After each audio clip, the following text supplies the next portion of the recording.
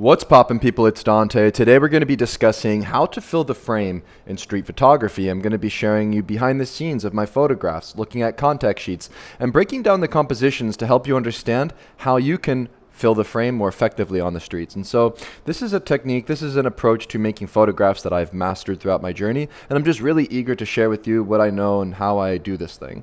And so we're going to look at examples from Philadelphia, Jericho, Napoli, and Zambia. And so without further ado, let's just jump right into it. And so we have here with the first example a photograph that I made on my rooftop here in Philadelphia. And so I want to emphasize something very quickly and very importantly as the first thing I want to tell you in this video.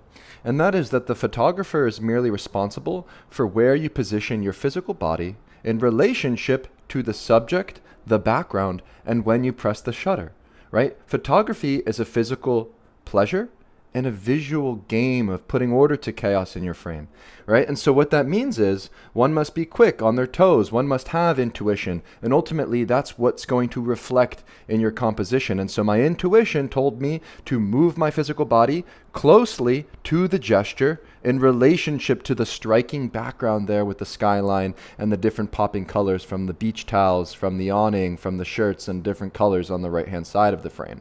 And so I got very low and very close to the primary subject in the frame on the left-hand side, filling up 1/3 of the frame with that beautiful shape of the arm, that beautiful shape of the hand, the gesture, the lipstick, the red color of the nails. And so that was my first compositional decision, was listening to my intuition, positioning my physical body at a low vantage point, close to the gesture, and filling 1/3 of the frame with something very impactful. And so a very simple tip and a very simple idea to increase your ability to fill the frame is to look for gestures, to look for something visually striking that you can position 1/3 within your frame and get close to that. And so as you can see, as I position that gesture on the left-hand side of my frame, the right-hand side of my frame fell together very naturally, breaking up the other half of the frame with the middle ground here. And so we go from the foreground to the middle ground, now with some side characters, some different subjects on the right-hand side lounging here by the pool. And then finally in the background, we have this sort of beauty of the skyscrapers, the cloud there in the background, and the different sort of fences and chairs and things that accompany the background. And so we have all of these different elements that come together through looking at life this way, like a visual puzzle, right? Where I'm positioning my body close to the gesture, allowing the right-hand side of the frame fall together naturally in relationship to the striking background. And then when you put all of this together, we have the beauty of the lips, the beauty of the nails, the striking color of the shirt on the right-hand side with the different gestures and facial expressions of the side characters in relationship to that cloud there looming in the background, filling the frame with visual interest. And so you can see in the contact sheet, as I approached the scene, the first idea that I had was to get very close. And so I positioned myself low, getting myself in the moment, in the scene. And so if you want to fill the frame, you got to be there. You have to be present when you press the shutter. And so I encourage you to get close to the subjects that you photograph in order to increase your ability to fill the frame. And so here we have the result of the photograph, Mimi on the rooftop here in Philadelphia. And so with example number 2, we're going to be looking at a very impactful moment that I photographed in Jericho. And so this was a moment that I photographed during conflict between Israel and Palestine on the border, at the front lines of conflict, as close to the action as you can get. And so we have here in the foreground of the frame, this man wearing a tattered mask. And so when I was standing there, fearless, just like shaking and making this picture, kind of overcoming the fear with courage, I wound up making this very simple composition. When you look at this composition, it's broken down between 1, 2, and 3. 1/3 of the frame is filled with this man on the right-hand side, positioning my body as closely to that gesture as this is the striking element in the frame, that tattered mask, the gesture of his eyes gazing back at me in the frame. And then moving to the left-hand side, I fill this part of the frame very naturally. And so take this away with you in this video, that in order to fill the frame, one must firstly find that subject with your intuition that is impactful, that you want to position closely, and get close to that and photograph that and fill the frame with that. And then allow that subject and allow that person be an anchor that you work around, and then fill the rest of your frame with the other elements that have visual interest, such as this side character wearing the keffiyeh on the left-hand side, in relationship to the background where we have a man ducking behind the concrete barrier with cover here at the scene. And then finally we have the background filled with smoke and fire and the blue sky, filling this frame with emotional intensity. And so we have the contact sheet behind the scenes where you can see my intuition guided me to start photographing this masked, tattered man. He was the subject that I was interested in. Now all that was needed for me was to position my physical body in relationship to this masked, tattered man and the background of that smoke screen. And so I'm looking at the different elements in front of me in the heat of conflict and chaos, but still remembering the visual game of photography and how to put together a frame that is full, that is impactful. And so I'm aware of that smoke. I'm aware of that background. My intuition guides me to click the shutter of this man. And so then I move my body closely and I photograph him on the right-hand side in relationship to the smoke and the fire on the left-hand side, to fill the frame here in example number 2, conflict in Jericho. And so with example number 3, we're going to be looking at a photograph that I made of some Italians lounging on the rocks here on the Mediterranean Sea, enjoying some watermelon here. And so we have this man in the background that I really want to emphasize on how I put together this frame. And so when you're looking at life, life is fleeting, life is moving, life is spontaneous. There's so much action and chaos out there in the world. And your goal as a photographer is to put order to that in the frames that you create. And so sometimes the best opportunities lie in your ability to be patient, to be observant, and to seriously milk and work a scene. And so one must be there and be prepared to press the shutter.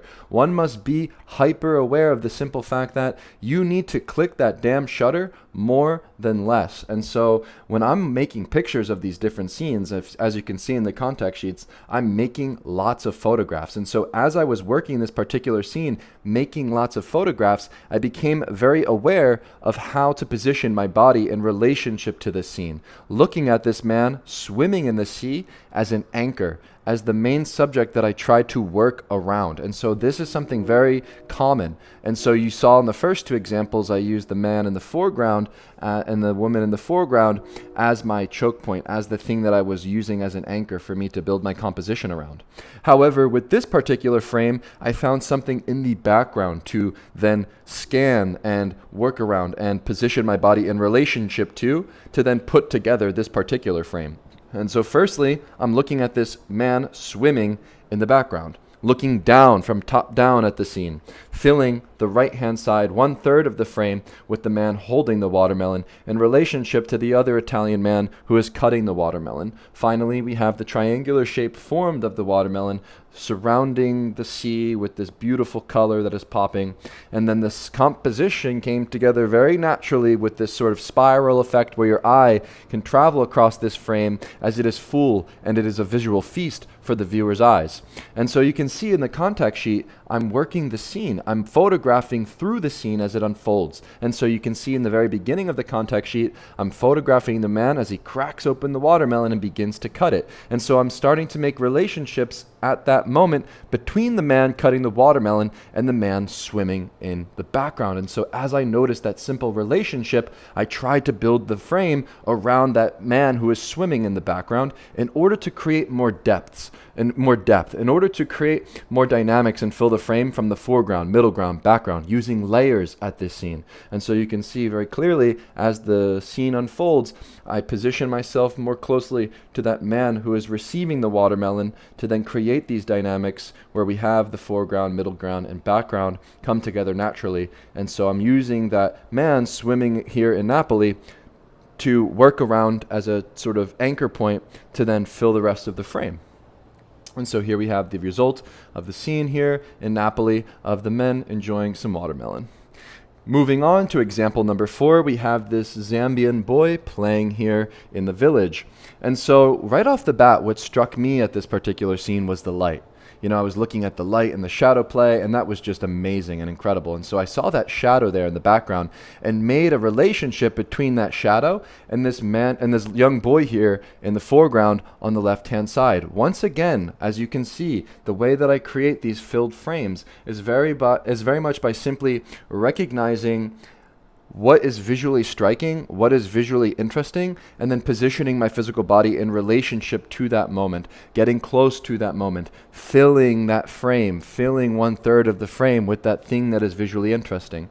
And so we have here this boy in the foreground wearing the tattered shirt with his eye revealed from the light and the shadow play. And so this is something that I could sense the possibility of occurring. I could sense that when you position your body at some place in some particular time of day where there's long looming shadows and light and shadow play, that something can become surprising in your frame. Something unexpected can happen with the light and shadow play. And so we have this mystery of the eye being revealed in the light against the shadows casted upon his face. And so as I filled the frame on the left-hand side with this boy, I understood the relationship I could make on the right-hand side of the frame with the rest of the children playing at the scene. And so it's very difficult to put order to these chaotic scenes where there's lots of movement, children playing, climbing, and doing tricks. And so I position myself in relationship to something like this boy who is more stationary with his gaze to create an anchor, to create a choke point to build around, and filling the rest of the frame with the children playing on the right-hand side was a very natural decision to make. And so now we have that shadow that is casted on the wall, creating more dramatic effect during this golden hour.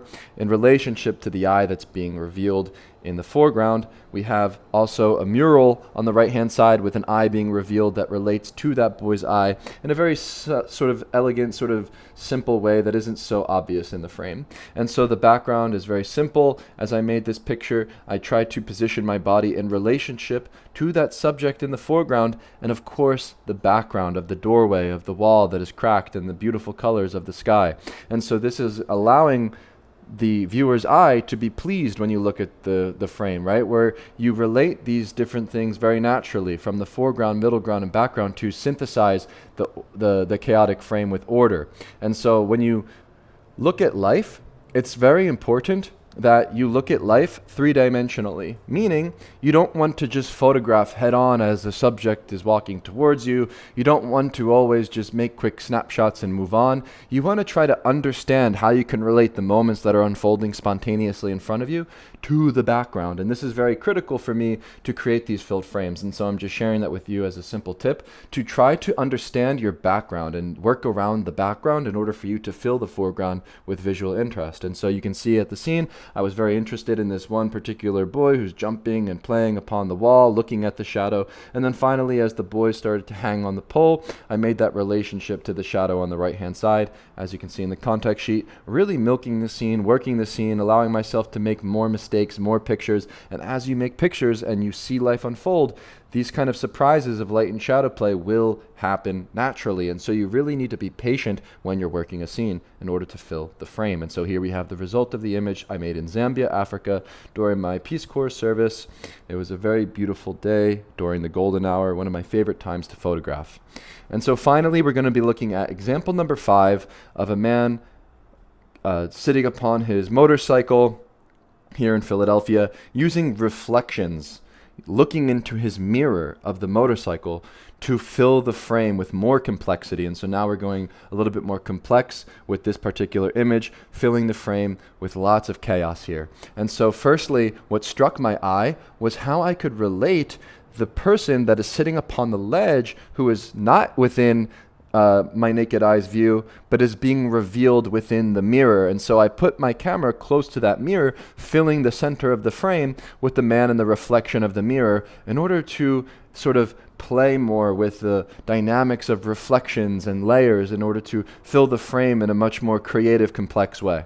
And so when I started to make the frame of this man in the reflection, naturally as I work the scene and try to position my camera and my body to that man in the reflection, I then waited for this gesture of the man who is sitting atop of his motorcycle to look back towards me to fill 1/3 of the frame with that facial expression that fills the frame with much more impactful interest. And so then finally on the right hand side, we have another subject that is sitting in the middle ground of the frame to simply be an extra element to allow the viewer's eye to travel throughout the composition. And then we have the background of the buildings and all of the striking details and the complexity of the urban environment of Philadelphia that fills the stage, that fills the background. And then we have a lot of different surprises that happen when you put your camera in a place that you can expect something unexpected, right? Where you put your camera up to some place that, maybe has light and shadow play. Maybe you put your camera up to a reflective surface. You really become surprised with these different elements that arise from that sort of curiosity that follows you. And so we have the shape of the mirror reflecting the shape of the man's helmet. And then finally, on the bottom left corner of the frame, you can see I circled in red that very small detail of another subject who's being revealed in a mirror very far in the distance, filling this frame with so many different small details that combine to create this complex layered frame, filling the frame like a visual feast. You can see here in the contact sheet how I approached this particular scene, what caught my eye initially. We have the man sitting atop of the ledge within the mirror, and you can see the man who's sitting atop of the motorcycle in the foreground of my frame is turned away. And so as I worked the scene and I continuously made this relationship between the man that's sitting atop of the ledge and the reflection, I started to adjust my body, adjust the composition in relationship to that man in the middle ground. And so you can see as the scene unfolded, I'm making that relationship. And then finally, as the man gets off of the bike, at that decisive moment, I click the shutter, his gesture turns, and he gazes back in the foreground of the frame, with the result of the image being a very impactful and complex frame, filling this composition with visual interest all throughout the different planes from the foreground, middle ground, background, using reflections and different shapes to create order from this chaotic scene, using geometry and giving form to the content in my frame. And so that's the art of filling the frame. It's about being patient, working a scene, and sensing the possibility of something. These are the different examples that I have for you today. We have this photograph from Philadelphia, a photograph from Jericho, Napoli, Zambia, Philly once again. And so I really appreciate you watching this video. I really hope that by breaking down these compositions and simply hearing my voice and looking at the way the composition was formed and understanding my philosophy and looking at the contact sheets and seeing how I analyze a scene in the moment during that spontaneity, you can take away something from this video. If it's one idea, I'm really happy about that, and hopefully this can help you improve your photography when you're out there in the world working scenes and filling the frame. And so if there's one thing I want you to take away from this video, if there's one important tip that you must take away, is to be patient, to work the scene and to milk the scene that you are photographing. Sometimes you're going to make 100 frames. Sometimes you're going to make hundreds of frames. And this is something that maybe isn't talked about as much in street photography. One must be extremely patient and allow life to unfold. When you sense the possibility of something, don't leave the scene until the scene leaves you. Allow these moments to unfold naturally. This man who's looking back at me on the motorcycle here didn't look back at me until the very last moment. Right? And so you need to be patient. You need to be very aware of this idea that working the scene is how you're going to improve your ability to fill the frame. And so without further ado, thank you once again for watching the video. I think you're supposed to say that at the beginning of the video. Without further ado, let me put my top hat on and welcome to the stage. I have my top hat and my cane. Without further ado, you can visit my website at dantesisifo.com. I have a bunch of resources for you on the books tab. If you're interested in seeing more behind the scenes of my photographs, you can check out my contact sheets ebook. I also have the Mastering Layering in Street Photography guide. If you're curious about that technique, I've got a lot of breakdowns, a lot of ideas that you can take home in order to improve your ability to fill the frame. And then finally, the Ultimate Ricoh GR Street Photography Guide, where I break down my settings, technique, and snapshot philosophy. And so with these videos and with these ideas, everything is open source. Everything is free for you to download. In the description of the video, I will provide a link to this blog post, and the links to these ebooks will also be there. So feel free to check out the blog post where you can look at this exact video formatted in text and you can look at the images, the contact sheets. I will also provide for you the PDF slideshow that you can download. And if you have anything that you want to build upon with these ideas, if you have any sort of insights that you want to then relay to other photographers that you would like to share, feel free to use my blog posts. Feel free to use these videos as inspiration and something that you can build upon if you're also somebody out there that makes content about street photography that wants to share these ideas to more people. And so, yeah, I think that we should all empower each other as street photographers. And so, yeah, feel free to go to my website, download these ebooks, download my photos, download my slideshows, and use my ideas to improve your photography, and maybe then use those ideas to help other people improve their photography. And we can create a cycle here of improvement through teaching and sharing the gospel of street photography. The word of the Lord. Thanks be to God. All right. Ciao.